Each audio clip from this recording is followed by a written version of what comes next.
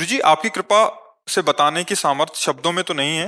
कैसी कृपा हो रही है आपके आश्रम आके, मेरा जीवन सफल हो गया गुरुजी। गुरुजी, मेरा प्रश्न ये है कि शरीर पूरा होने पे क्या मन भी स्वर्ग या नरक में साथ जाता है? अगर नहीं जाता तो आदमी के कर्मानुसार वही उसे जो वही स्वर्ग जाता या है। नरक मिलता है इस उसका कष्ट देखो किससे पूरा? 3 शरीर हैं।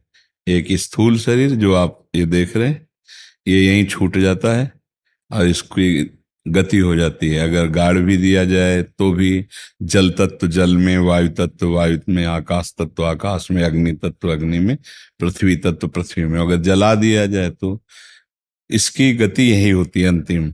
और सूक्ष्म शरीर और कारण शरीर, ये 3 शरीर हैं। तो स्थूल तो छूट जाता है, सूक्ष्म और कारण। जीव का स्वभाव शरीर कारण है, और मन बुद्धि चित्त अहंकार 5 ज्ञानेंद्रियां, सूक्ष्म 5 कर्मेंद्रियां, ये ढांचा छूटने के बाद वो अपने कर्म के अनुसार फिर नरक या स्वर्ग, अगर स्वर्ग जाएगा तो बाहरी ढांचा देवता का हो जाएगा, अंदर पूरा सिस्टम वही है। समझ रहे ना? नरक जाएगा तो बाहरी ढांचा यातना देख हो जाएगा, अंदर पूरा सिस्टम वही।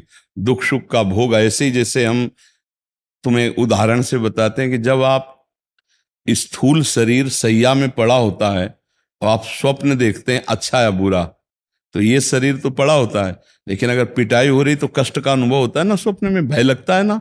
अगर सुखद होता है तो सुख लगता है कि नहीं लगता? तो सुख दुख दोनों का अनुभव करने वाला स्वाप्निक देह कुछ मिनट कुछ घंटे के लिए होता है। और ये स्थूल शरीर सोया हुआ है, इसका तो भान भी नहीं होता कि हमारा एक शरीर स्थूल सोया हुआ है, लेकिन उस समय हम सुख दुख भोगते हैं ना। ठीक ऐसे शरीर छूटने के बाद वो नरक का दुख, स्वर्ग का सुख, या जैसा उसका कर्म उसके अनुसार दुख सुख उसको भोगना पड़ता है। समझ पा रहे हैं आप?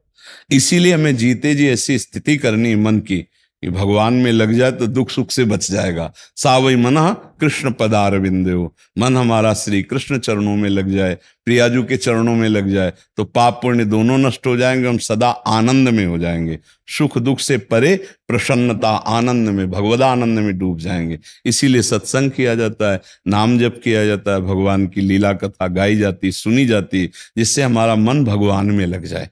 भगवान में लग गया काम बन गया। और मन अगर पाप में लगा तो दुर्गति, थोड़ा पुण्य किए तो स्वर्गात फिर जन्म ले, और भगवान में लग गया तो सदगति हो जाती है। समझ गया?